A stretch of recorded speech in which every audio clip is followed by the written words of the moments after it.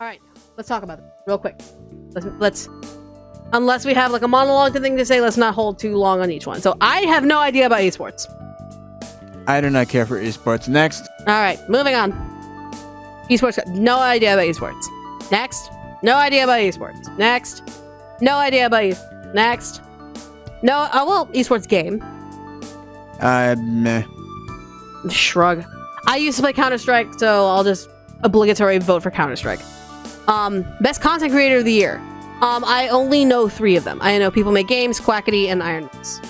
Gotta go for Iron Mouse because Iron Mouse is a really great content creator. I only know Iron Mouse. I do not know the others, nor do I really care to know the others. Yeah. Plus, I mean, they're all, I'm gonna say it, like a majority of them are fucking, straight white men. Yeah. La-di-da. Yeah, and the reason why, I'm doing the whole, guessing that right now is I want to reiterate from the beginning of the stream, I will not be able to live stream the Game Awards as I will literally be at a convention. So me streaming my reactions live will not be possible. So I figured this would be my supplement of these are my guesses and these are my opinions. And if they're right or wrong, who cares? Who cares? If they're a woman or person or man online's opinions about an arbitrary award system that's literally going to be decided by judges at the end of it. And that's how it's always been. It's always going to be decided by judges at the end of it. So yeah. But yeah, moving along. Most anticipated game.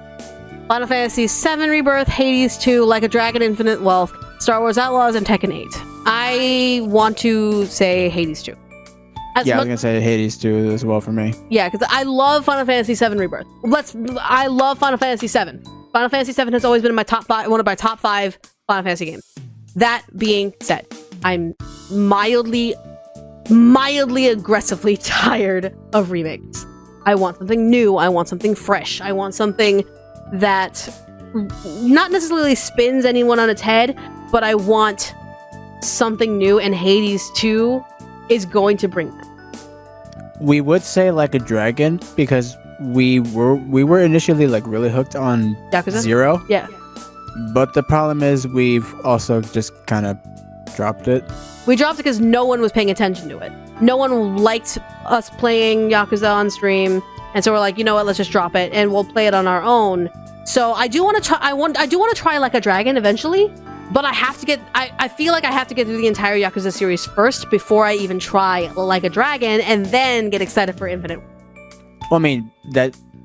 Yeah, it's not even a matter of getting to that. Well, what I'm trying to say is Like a Dragon is the name in Japanese. Mm-hmm. It's just for some reason they decided to call it Yakuza in the West, and then up until 7 they decided just let's just keep the Japanese name, which honestly it kind of sounds better than just Yakuza, Yeah. Here's the thing. I love turn-based games. They turned a Yakuza game into a JRPG. I have 0 issues with this. I find this to be a benefit. So it's not that good. I mean, it sounds fantastic to me. Turn-based sounds fantastic. Yeah, turn-based RPGs are your jam. Well, it's in my case, the previous games and series would be for me since I love beat 'em ups. Yeah. So if me and Bryan ever played the series together, Bryan would literally do the beat 'em ups. Then once we do Like a Dragon, I would be playing. It's let's go. It's I had all the beat 'em ups, you handle all the side stuff, trying to make money. Yes. Including the host club. I would love to be able to handle that. But yeah, Hades 2 gets my vote. For most anticipated game of the year. Best adaptation, Castlevania Nocturne. Castlevania. Let me finish the candidates and nominees. Gran Turismo, The Last of Us, Super Mario Bros. Movie, Twisted Metal. I do have to agree, Castlevania Nocturne. Not shaming any of the other nominees. It's just that Castlevania, you could tell that, not to say that the others didn't hold the spirit of their individual IPs, but Castlevania Nocturne brought it around with its not cartoon style, but it kept the vibe of what it was. Yeah, and coming from a Castlevania fan, not just from Nocturne, but well, maybe not season 3, but that's just me. But the previous seasons of the other Castlevania show have just been absolutely fantastic. And not only I want to say keeping true to the source material, but like they really know what they're talking about or like what kind of references they make, as well as throwing their own spin on some things. Yeah. And you voted for me with the VTuber Awards. You are way too sweet. You are way too sweet. Thank you so much. I'm not gonna win anything because I don't have that fan base, but thank you so much. I really appreciate it. But yeah, like I've never heard anyone talk about Twisted Metal. I've only seen the trailer for the Gran Turismo movie, and it just looks hokey as shit. We did see the Super Mario Bros. Movie, and as a Mario fan, like it's great. It's a great movie for not only like just the general audience, but also for fans of the series, especially with all the references and Easter eggs that they have in there. The problem is, I'd rather see Sonic movie in that position than Super Mario's movie, because Sonic seemed a little more in tune. The problem is that Mario movie came out this year, while Sonic came out last year. Exactly. And I don't want to give Neil Fuckman any more rewards than he already has. He's already milking the series fucking dry at this point with Naughty Dog. Ain't no fucking way. As well as like with the fucking Last of Us 2 remake. Exactly. It's like, how many fucking times are you going to try and suck the cock of The Last of Us? Like, let it go. Let it die. We're done. Make a new IP. Show us that you're not, like, show us that you're actually creative and not just milking a series for money at this point. At the very least, if you're going to make the third game in the Last of Us series, make it a fucking kart racer like you did with Crash Bandicoot. Exactly. So yeah, Castlevania Nocturne gets our vote. All right. And mind you, me and Bryan might have a completely difference of opinion. That's completely fair game. Best multiplayer: Baldur's Gate 3, Diablo 4, Party Animals, Street Fighter 6, Super Mario Bros. Wonder. Multiplayer, I'm going to say I only have experience with Baldur's Gate. I know about Party Animals. Diablo is getting nothing, in my opinion. Street Fighter 6, and then Super Mario Wonder. I heard Mario Bros. Wonder is actually fantastic. I know you've been wanting to play it ever since you saw that Piranha Plant singing level. Yes. Yeah, I'm kind of like in between Party Animals and Mario Wonder. Yeah. Party Animals seems like a very much anyone could get their hands on it and not have to worry about heavy mechanics such as like Baldur's Gate 3 or knowing an IP such as Mario. Party Animals, it's literally its own. You get together with your friends and you fuck around as animals. Yeah, from the clips I've seen of it, it's a chaotic fun time. Yeah, I'll put my vote in for Party Animals, simply because of how simple it is compared to like Baldur's Gate, where you need to know Dungeons and Dragons. As I say, you need to know D&D. And then with Street Fighter, if you're one of those like groups that like if one of you doesn't know a fighting game, you don't stand a chance, and you're just gonna be sitting on the couch watching your friends play, and that's not fun. With Party Animals, it just again it seems much more friendly. But yeah, best sports and racing. Hot Wheels, fuck the rest. Yeah, Hot Wheels. I want to see Hot Wheels win. All right, best sim strategy. Advance Wars 1-2 Reboot Camps, City Skylines 2, Company of Heroes 3, Fire Emblem Engage, or Pikmin 4. I'm gonna say Advance Wars or Pikmin. Advance Wars did a really, really good job. It looks really great and polished. Fire Emblem Engage, the only reason I'm not necessarily on board with it is because the story is a little convoluted and a little bit... but I mean, don't you want to support it because they have the main character being the Filipino flag? No. But Pikmin like tickles that little Overlord feeling inside of me when I played Overlord, of controlling a little group of minions and throwing them at the wall and seeing what happens. So yeah, either Advance Wars 2, 1 or 2, or Pikmin. I'll probably see Pikmin win because Pikmin, very popular franchise. Everyone's been wanting Pikmin 4. Probably get some heavy votes in that one. Me personally, probably Pikmin 4. It's followed by Advance Wars. Either one would be good. Yeah, I've only ever like touched the original Advance Wars, like when I first got my Game Boy Advance, and did not know a thing about it. And I'm pretty sure I sucked at it, so that's kind of really only my experience with it. All right, best family: Disney Illusion Island, which I really want to play. Party Animals, Pikmin 4, Sonic Superstars, or Super Mario Bros. Wonder. Best family? I'd probably have to give it to Mario Wonder. Yeah, either Mario Wonder or Disney Illusion Island. Because I've heard a lot of great reviews about Disney Illusion Island. A lot of heavy good reviews about it. Pikmin, not necessarily. Sonic Superstars has a lot of multiplayer problems, so it's not necessarily friendly for family. from what I've seen so far of the game in terms of the multiplayer action, and I mean local multiplayer action, they really did not test the game enough with more than one player, because it from what I've seen, it looks like a great game by yourself. If you have even just more than 2 people, especially with one person that probably knows what they're doing, it's gonna be a pain. Yeah. And then, yeah, my vote is either between Disney Illusion Island or Super Mario Bros. Wonder. Mario Bros. Wonder, it seems polished, like a multiplayer, fun, family-friendly game. If you know the IP, even better. But if you don't know the IP, then you'd probably lean more towards either Party Animals or even Disney Illusion Island. I mean, it's what gamer nowadays doesn't know Mario? There are some, at least by name. There are some. You'd be surprised. But yeah, there's that. I'll probably go Super Mario Bros. Wonder over Disney Illusion Island, then followed by Party Animals. Best fighting game, Bryan's expertise. From what I know of these franchises, God of Rock deals with rhythm as well as fighting. It's mainly a rhythm game, because you and your opponent are is the simple 4-button game, and you're both just trying to stay as accurate as possible. And I think you might have some moves you can use to interrupt each other, something like that. Yeah. Mortal Kombat 1, from what I've seen, looks to be, just like the system that 10 and 11 introduced, I think even more polished. It's something I've had on my eye on for a while, because, for one, this is the second time in what was it? Over 10 years that they fucking rebooted the franchise again. With Nick All-Star Brawl 2, it looks to be just the same as the last. It's Nickelodeon Smash Bros. What more do you need to know? Yeah. I don't know. I've honestly never heard of Pocket Bravery. Mm-hmm. So that's new to me. And then with Street Fighter 6, it's looking to be a really solid entry. And I think it's had a better launch than, say, 5. Although, of course, there is still some discourse with, DLC and stuff like that, especially when they introduced the fucking Ninja Turtle costumes that you have to pay $15 each for. Yeah.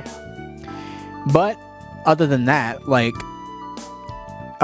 thing that seems to be really cool that they introduced was the difference in the controls with classic or modern controls. That way, for those that have a hard time, with the kind of fighting system that Street Fighter has, where rather than having to do a quarter circle forward and 2 buttons or something like that, or the fucking dragon punch motion or half circle and other stuff, that they've simplified it so that someone that doesn't know fighting games that well, or have a hard time trying to figure out what's what, now with the modern controls, it's easier to input stuff like that. Yeah. So out of all of these, I would have to give it to Street Fighter 6. Okay, yeah, I would agree with Street Fighter 6, being that it is more beginner friendly. I say this as someone who's not a fighting fan. So if I were to learn any sort of fighting game mechanic, it would be Street Fighter 6, which makes it probably where my vote lies. But yeah. Yeah, it's that, and then I would say below that would be Mortal Kombat, and probably below that would probably be Nick All-Stars. Yeah. Best RPG. Y'all know what I'm voting for. Final Fantasy 16. I like Baldur's Gate, but it doesn't take itself seriously enough for me to consider a serious RPG. And with RPGs, I want that story. It's not just unfortunately, you would hear the kind of the description that they're going with is kind of, in my opinion, skewed. Best game design with rich player customization and progression. I don't like that as an idea for a role-playing game. It's never been about the customization of a character. It's always been about entering a character's shoes. And so whether or not it's customized and progressed, that's completely, in my opinion, over my head. That's not what an RPG is. Well, the thing is that there's been so many RPGs since, say, the Final Fantasy games, where now that's usually what defines it. Yeah, but the problem with that is that that's not. You want a best customized game, not an RPG. Role-playing game means you need to have a role to play in a game. That's literally within the bounds of that title, including massively multiplayer experiences. That's not relevant to a role-playing game unless it's an MMORPG or if it's a multiplayer tabletop. RPG. Yeah, or tabletop or a multiplayer RPG. So for me, this category is a little disingenuous, being that role-playing games should be based upon its story and your role within it. Yeah, it's in terms of RPG, Baldur's Gate 3 or Final Fantasy 16, but the criteria they're asking, Baldur's Gate 3 or Starfield. Yeah, the criteria, that's why my problem is that the criteria is going to make sure that probably 16 will not work. Because Clive is not heavily a customizable character, except for like maybe his weapons and his armory and his icon abilities. Progression-wise, it shows he does have heavy progression. But the only progression I can think of is just the whole leveling up thing, and that's about it. Yeah, but at the same time, it's like Baldur's Gate 3, you also level up there. That's the same kind of progression. Lies of P, the big progression is the heavy weapon alterations that you can do. Heavy weapon customizations. I do not know about Sea of Stars. I cannot give a proper biased vote. Starfield. The only thing I know people talk about the game, literally... It's Skyrim, but Outer Worlds. No, not even that. The only thing I've seen people talk about the game is the whole fucking pronouns, and that's it. I have never heard anyone talk anything else about the game other than the whole me, I'm a pronoun. It's like, that's it. Yeah, so for me, in my definition of a role-playing game, being that it is a role you must play in a game with a heavy story and your involvement in that story, Final Fantasy 16. If it is based off of this weird fucking description of an RPG for this category, it'll probably go to Baldur's Gate 3. Because Lies of P doesn't necessarily have a heavy multiplayer system experience. I don't know about Sea of Stars. I don't know about Starfield. And I know Final Fantasy does not have a massively multiplayer experience other than 14, which is... And 11. And 11, which is only the developers. That's the developers, not 16 itself. So, yeah. Best action adventure. For the best action adventure game in combined combat and traversal puzzle solving, Alan Wake 2, Marvel's Spider-Man 2, Resident Evil 4, Star Wars Jedi Survivor, or The Legend of Zelda Tears of the Kingdom. I'm going with Resident Evil 4. I don't care if it is a remake or not. It is a fun fucking game. For me, I think remakes should have their own lane. They should have best remake, as they should not be in the nominees for new games. These rewards should be for new games, not games trying to rehash what they've already done. But it does fit the description of the action adventure game. 100%, but it should be best remake. It should still be in a best remake, not in a this. 2 or 3 years down the line, with how many remakes they're being made, I'm pretty sure eventually they'll get their own category. 100%. Marvel Spider-Man 2 looks great. It's the Spider-Man game. What do you expect? Like, it's a Spider-Man game. I really want to play it. It's just money. Yeah, and then I heard really good things about Jedi Survivor. I heard really good things about it. Legend of Zelda Tears of the Kingdom. It's literally Breath of the Wild with the same mechanics, except you just craft things now. And then Alan Wake 2. I have not yet had the pleasure, but I've heard so many good reviews about Alan Wake 2. I'll probably put my vote in for Star Wars Jedi Survivor, being that I don't know what it's based around mechanic-wise, if it's a rehash of anything. Because Legend of Zelda, you literally just vote Breath of the Wild. It's the same fucking thing. I've already said my piece about Resident Evil. Spider-Man 2, it's literally Spider-Man. And I have not been able to experience Alan Wake or see Alan Wake to properly give it done. So that's my who you want. Again, I'm still sticking with Resident Evil 4 because 4 is literally like one of my favorite Resident Evil game, whether remake or otherwise. And with what I've played, and I have finished, I got it again on PC, and I completed the whole fucking game like many times. I got S ranks or S plus ranks on every difficulty. I got 100% on everything. This game is a lot of fun. Whether you want a bit more serious tone for this game, or if you still want to stick with the B-movie plot of the original or hamminess of the original, you are doing yourself a disservice to not play Resident Evil 4, whether it's the original or the remake. Yeah. All right, best action game. For the best games of the action genre, primarily focused on combat. We have Armored Core 6, Dead Island 2, Ghost Runner 2, Hi-Fi Rush, and Remnant 2. I'm going to say Hi-Fi Rush. I also give it a Hi-Fi Rush. Because I cannot give judgment on either Ghost Rider 2 or Remnant 2. Dead Island 2, it's fine. It's literally a first-person zombie hack and slash. Also, it's like it almost had this like. How long was it in development for? Because I remember like years ago they announced it. A long while. They kept delaying it. Like it almost felt as long of a wait as like about as long as Duke Nukem Forever. Yeah, but good. Yeah, I was gonna say Hi-Fi Rush like is my top vote for this one because all I saw from the trailer when it also shadow dropped that same day was that it's a rhythm game or a rhythm combat game. So think, like Devil May Cry or Bayonetta, but you have to have your attacks in rhythm with the music. And the cool thing about the game is that, you don't have to worry about just listening to the music to keep your rhythm. The entire environment around you moves in rhythm with the music. And if you're still, trying to like keep your focus on the action and not try to die, there is also another option that gives you a meter at the bottom to show you the rhythm of each track. Mm-hmm. And of course, Armored Core is literally From Software. They're really amazing, but it's a little way From Software game. It's the same. It's the same stew. So, moving along, best ARVR. Gran Turismo 7, Horizon Call of the Mountain, Humanity, Resident Evil Village VR mode, or Synapse. I'm gonna go with Resident Evil. For one very, very, very, very tall reason. And that's all we need to talk about it. Best mobile game: Final Fantasy VII, Ever Crisis, Hello Kitty Island Adventure, Honkai Star Rail, Monster Hunter Now, Terra Nil.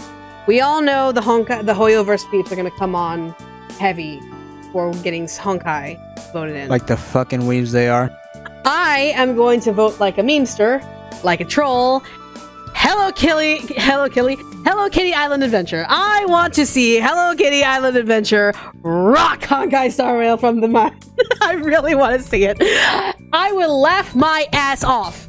Like, I will cry, scream, choke if Hello Kitty Island Adventure wins. Here's what's gonna happen. If Hello Kitty Island Adventure wins, you gotta stream it. Oh, absolutely. Guys, here, I'll say it right now. If Hello Kitty Island Adventure wins Best Mobile Game, I will 100% stream it for you all. I will stream playing Hello Kitty Island Adventure. 100%. Moving on. Best Debut Indie Game. Best Debut Game created by a new independent studio. Cocoon, Dredge, Pizza Tower, Venba, Viewfinder. Okay, I have opinions. I, being the platform fanatic that I am gonna go with Viewfinder. No, just kidding. I'm sticking with Pizza Tower. So, I like Pizza Tower. I'm not saying it's bad because I can't play it. But for me, story trumps, so Venba. Because Venba, you have Pizza Tower, which is a really, really, really, really good nostalgia-based game for anyone who's a fan of the Wario Land series. Platformers, heavy, heavy memes, and heavy, heavy comedy. 100%. I would not be mad if Pizza Tower won. I would not be mad. I would 100% clap and be like, yeah, you fucking deserved it. I still, hope upon hope, Venba would come in with a sweep on that one, because Venba is a really, really great and wholesome story that focuses on not just like a comedy thing, but more so of just showing a culture that not many people know. No one really knows about the Tamil culture. other than the fact that it's connected to India. So to see it really branch out and kind of show how it's there kind of makes it stick out to me than like Dredge or Viewfinder or Cocoon. Viewfinder's great. Dredge is great. Have not played Cocoon. I've seen Cocoon, looks great. But yeah, I vote for Venba, with Pizza Tower being a hard 100%. If they win, they deserve it. Yeah. Best independent game. Cocoon, Dave the Diver, Dredge, Sea of Stars, Viewfinder. Like I said, I have not played Sea of Stars. I cannot give it judgment as well as Cocoon. Viewfinder looks really amazing. Dredge, really, really great. Gonna give it to Dave the Diver. Because Dave the Diver, it just seems very... you read it and you think it's really simple. You're literally diving for fish and you go into a sushi bar and you make sushi. But from what I heard, it just brings a smile to people's faces. And honestly, I think that's really fun. That's really fair. And the fact that it is a heavy playable experience, to where you make sushi kind of tickles me. Kind of tickles me a little bit. So yeah, my vote goes to Dave the Diver.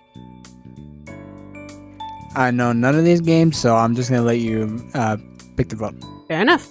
Best community support: Baldur's Gate 3, Cyberpunk 2077, Destiny 2, Final Fantasy 14, and No Man's Sky. I am going to say this is going to be a fight between Baldur's Gate 3 and Final Fantasy 14. Because Baldur's Gate, let's be quite frank, are very, very humbled and very, very, like, they worked really, really hard. They are 100% short-sighted, in my opinion. Because they still haven't given me my happy Carlock ending, so it's automatically trash. Final Fantasy 14. They are still trying to fight a bit against the fact that they have an incomplete game. And I say it's incomplete because it's very clear it's incomplete. There are things that are missing. The hard side eye at Carlock, her ending. So the fact that they still have not yet addressed this issue. And that they've already, because the thing is, they've already publicly shown that you could go on dates with Carlock. You can go on all these things with Carlock. And the fact that all of this was cut, and they have yet to address why and how they're going to amend that, bothers me as a consumer in that regard. For me, it's Final Fantasy 14. Because the devs themselves work their asses off so much that they even apologize when they have to take off of work just to be with their families. When they literally are not constantly working on the game, they have to actually post apologies, being like, please let us see our families and all that stuff. And they always listen to their fan base. They always make sure that their fan fests are always fun. They always make sure that what they're putting in is what their community considers, etc., etc. Now keep in mind, this is for community support, not community. Because let's be frank, the 14 community can have its bit of problems. At least those that are loud about it on Twitter. I will say all of these games have a very loud and could be potentially toxic. That's why this is community support. This is to the developers. And I think Final Fantasy 14 devs have a little bit of a leg up on Larian Studios, being that Larian they're not new, but they're not handling it in such a regard as Final Fantasy devs. So, yeah. Best ongoing: Apex Legends, Cyberpunk 2077, Final Fantasy 14, Fortnite, and Genshin Impact. Final Fantasy 14. That's without a doubt. Because Fortnite, again, there's already been fallings and hims and haws about Fortnite and how weird their practices are. I will never support Genshin Impact because of their predatory stances. Cyberpunk 2077 is really okay, but again, Idris Elba kind of saved the day as Idris Elba. And Apex Legends is still toxic, so. I think if my information is correct on this, that, and this is the funniest shit ever, that Epic's newest EULA, one of the things on there that you have to agree to is to not sue them. Yeah, and that's a problem. I know Genshin Impact might try and sneak for the win, 100%. They tried to do it last year. I don't think they might. I think 14 may swing hard, because it's one thing for us to be divided as a community. It's another when we all agree Genshin Impact is still very predatory. It is still very, very hard in predatory systems. Correct me if I'm wrong, but didn't they also now are starting to look into AI for There were, the Hoyoverse has, had listings on their career stuff for AI development. So, no, I will never support that. Heard Final Fantasy 14 banned DPS programs. Good. It's just get good. You don't need a DPS check program in order to just be better at your DPS. You know how sweaty some high-end, and I'm being very specific here, how sweaty the high-end raiders can be. Yeah. Because a good number of the player base in 14 are, they just care more about the clear rather than getting the fucking purple purse. I know what I said. I'm calling it a purse. Yeah. I mean, DPS program to measure on you, and that's fine. Just don't talk about it if you do. That's the thing about the 14 mods. Don't talk about it. Because there's so many people who use so many mods for like cameras, for changing the graphics, for making meme dances in replacement of the emotes. Just don't talk about it and you're fine. If you advertise being like, I checked my parse on DPS to make sure I'm purple parsing all the time, then obviously you're gonna get your ass banned. So yeah, it's like, I'm pretty sure even the developers are like, just don't be stupid enough to stream it. Mega protocol. Where like, you're using third-party programs to like zoom out the camera to fucking space. It's like you really gotta be, if you're gonna be streaming 14, make sure you have all your plugins and mods off. Yeah. So yeah, that again, best ongoing Final Fantasy 14, because 14 is still going. It is still showing its foot as a best ongoing because it is still ongoing. Especially now with Dawn Trail coming out this summer. Like, oh my god, it is still going strong. And people are excited for Dawn Trail. So, yeah. Moving on. Games for Impact. Space for the Unbound. Chance of Senar. Goodbye Volcano High. Chia. Terra Nil. Venba. I am gonna... This is all on you. I know none of these games. All of these games are really, really good. I personally have not played Space for the Unbound, Chance of Senar, Goodbye High, and Terra Nil. I have not. I will 100% be transparent about that. Chance of Senar is basically you have to learn a language. It's a fake made-up language in the game, and that's how you communicate because that's how you survive. So basically, you are learning a language and you are communicating with the town around you.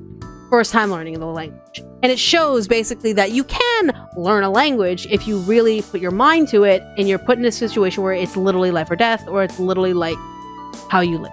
Have a good night. I will say it's either going to be Chance of Senar or Venba. One of those two. So Chia, I would say, is a really hard second or third because it shows a culture that has slowly been dying and it's like trying to revitalize it and show off to the world this new. But yeah. Innovation in accessibility. Diablo 4, Forza Motorsports, Hi-Fi Rush, Marvel Spider-Man 2, Mortal Kombat 1, Street Fighter 6. I'm torn between Hi-Fi Rush or Street Fighter 6. Street Fighter 6 because of its obvious beginner-friendly story mode where you can learn how to play, versus Hi-Fi Rush, which has a lot of accessibility for those who are not necessarily the best with rhythm, who need a visual aid, a hearing aid, something like that.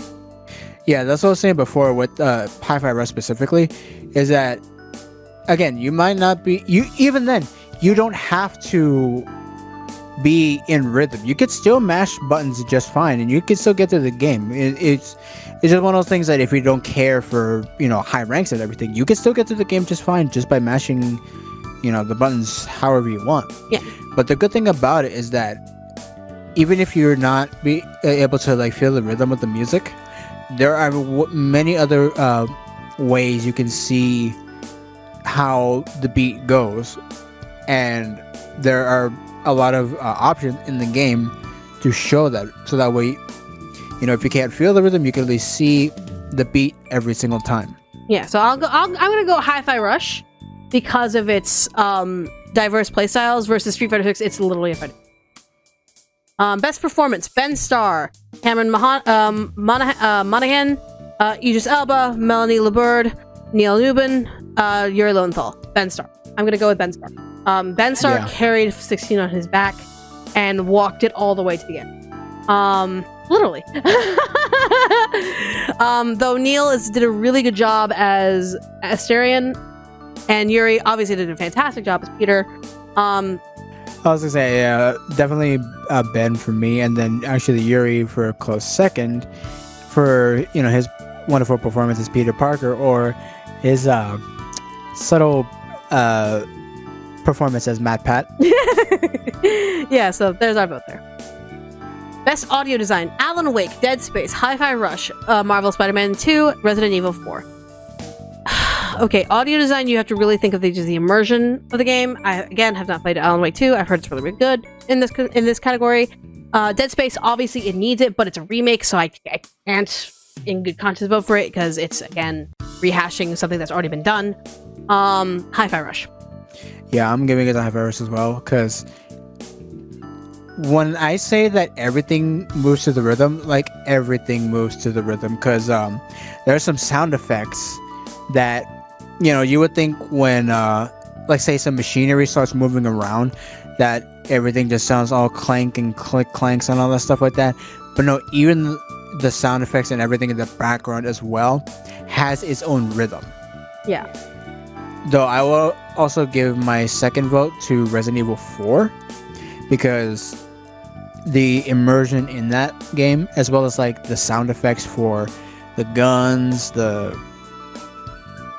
just about the sound effects, everything just sounds so good. All right. Best score and music: Alan Wake 2, Baldur's Gate 3, Final Fantasy 16, Hi-Fi Rush, Legend of Zelda: Tears of the Kingdom. Soken gets my, because it's Soken. Yeah, it's Soken. Like, with it, as much as I love Hi-Fi Rush, I'm not gonna lie, with the exception of one track being the museum one, I really don't remember a lot of the soundtrack for Hi-Fi Rush. And I've mentioned this before in my stream of that game, because people have always compared this to No Straight Roads, since they are both rhythm action games. No Straight Roads has the better music compared to Hi-Fi Rush, but of course, since that game came out like 3 years ago, it's not up on here. Soken is always going to get my vote. And good. The motherfucker composed the soundtrack to Shadowbringers while he was fucking battling cancer. He beat cancer. Let him do what he wants. And then Baldur's Gate 3, you obviously get the theme of Down by the River all the time and a lot of the tracks. They're great. It's just, if you've played any fantasy game out there, it's literally another fantasy soundtrack. So with Final Fantasy 16, it's a lot of different genres, and it makes sense with the styles and the battles that are going on and the emotions that you're feeling. So Soken did a really good job. Soken gets my vote. Best art direction: Alan Wake 2, Hi-Fi Rush, Lies of P, Super Mario Bros. Wonder, Legend of Zelda: Tears of the Kingdom. Hi-Fi Rush or Lies of P? It's one of the two. Yeah, I'm gonna give it to Hi-Fi Rush because Alan Wake is literally just real life. Super Mario Bros. Is Mario. Legend of Zelda is Breath of the Wild. But Lies of P, yeah? I will give it to Mario Wonder. Like, I'm not my vote, but just props to Mario Wonder, because compared to like the plasticky art style of the new Super Mario games, like this, actually looks like it has an art direction compared to the other games. But I'm gonna still give it to Hi-Fi Rush since, especially like compared to the other games that Tango Gameworks has worked on, which was the Evil Within series. Like, this is like a complete, as if you had a bucket of paint splash in your face. Mm-hmm. Yeah, it's either Hi-Fi Rush is a really great visual design, in my opinion. Lies of P and Alan Wake 2 did really good with just their aesthetic and the way that they're handling their content. At least Alan Wake, I'm basing it off of like the trailers I've seen and the promotions and all that stuff. I'll give it to Hi-Fi Rush on the basis of it's different from the other contenders than either Lies of P or Alan. Also, I gotta give it to Hi-Fi Rush for the absolutely smooth transitions between 2D and 3D cutscenes. Yeah. Like, they fucking nailed it, and I would love to see more games do that kind of thing. Yeah. Best narrative: outstanding storytelling and narrative development in a game. Alan Wake 2, Baldur's Gate 3, Cyberpunk 2077, Final Fantasy 16, Marvel Spider-Man 2. I love Baldur's Gate. It doesn't take itself seriously. It's great how it's great it gives a really good D&D campaign, but is that something you really want to sit down and read a book? That's where I'm thinking about this. Because which game here would you sit down and actually read as a story? Yeah, so that's what I was gonna say. I think I have the perfect like reasoning for this. It's fun. It's not compelling. Yeah, it's very fun. It's just not compelling. So Final Fantasy 16, followed by, from what I hear, either Alan Wake 2 or Cyber, and specifically Phantom Liberty. I heard they did a really good job with updating the story of Phantom Liberty to match with what people will expect for Cyberpunk. And then Alan Wake 2, again, the really great reviews is the only thing I've got. So, yeah. Best game direction: Alan Wake 2, Baldur's Gate 3, Spider-Man 2, Mario Bros. Wonder, Legend of Zelda: Tears of the Kingdom. Creative vision and innovation in game direction and design. The thing is, three of them are literally the same IP, and they're just doing the same thing they've always done, in my opinion. They're not necessarily branching out as hard as they should be, because one is literally using the same engine as its predecessor. One is literally the same hero, like superhero story or superhero game. Mario Bros. Wonder sure can stretch beyond that with the whole Wonder system.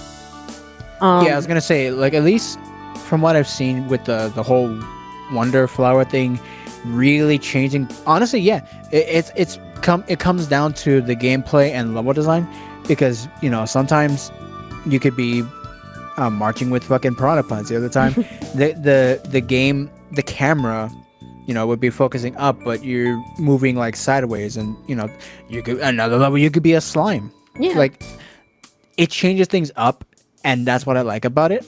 Where unlike with and I'm gonna say it again, with the new Super Mario games, it's like you're just running through grass, you're running through desert, swimming through water, going through the ice land. Yeah. Alan Wake 2, I mean, again, I've only been based off of trailers and promotion. It's still really, really good. Wonders or Baldur's Gate? I'll give it to Super Mario Bros. Wonder or Baldur's Gate. Baldur's Gate, because I've played Baldur's Gate 1 and 2, and Baldur's Gate 1 and 2 is literally a click to move. And so it has a little bit of a different system, but it's still within the realms of Faerun and still within the realms of Dungeons and Dragons. But it still kind of bases itself on you have to know at least a little Dungeons and Dragons, or else your first encounter with what the hell is going on is going to be very confusing. Yeah, so if that's the case, then you could make that same argument that you had with like Legend of Zelda, the same for Baldur's Gate 3, where you're just clicking around to move, and it's, well, I mean, granted, the D&D system, I guess, changed between 2 and 3. Yeah. But I'm still gonna give it to Mario Wonder because of like the creative things you can do in each level. Yeah. I'm hoping that if Alan Wake does win, it proves why. So yeah. Game of the Year. I'm not even gonna read the nominations one. It's Baldur's Gate 3. Purely on the basis of it does very, very good with what it has. And beyond these other nominees, it shows itself as what should be the standard of gaming, which is it produces itself. It does not hold back with any sort of, oh, you need to upgrade or have DLC or paid patches or anything like that. It shows itself like, this is a work in progress. This is what our envisioning. This is what we are envisioning. This is what we have in mind. And when they release it to the fullest extent. I'm not going to say it's perfect because it's incomplete. I am going to hold it to that judgment that it's incomplete, but it does not try and siphon anything from its fan base and community despite this. It knows it's incomplete. It knows that it's producing and showing off what it can without necessarily having all of the elements involved, and is not expecting you to shill for those extra elements. Yeah, look, realistically, I would not excuse me. I would not be surprised if it is Baldur's Gate 3. The tank of copium next to me is saying Resident Evil 4. I have a feeling though, because it's the Game Awards, something in my gut tells me it's probably still going to end up being Tears of the Kingdom. No, I think it's going to be Baldur's Gate. Tears of the Kingdom, it was great at the beginning of the year, but it's faltered, and you can tell that comparison to the newer games later in the year. It's kind of faltered. Yeah, behind. because like now, whenever you see people talk about Tears of the Kingdom, it's literally just making a fucking price symbol for the Koroks. thank you, Korok, the fucking Korok torture machine number, 8,676. Yeah.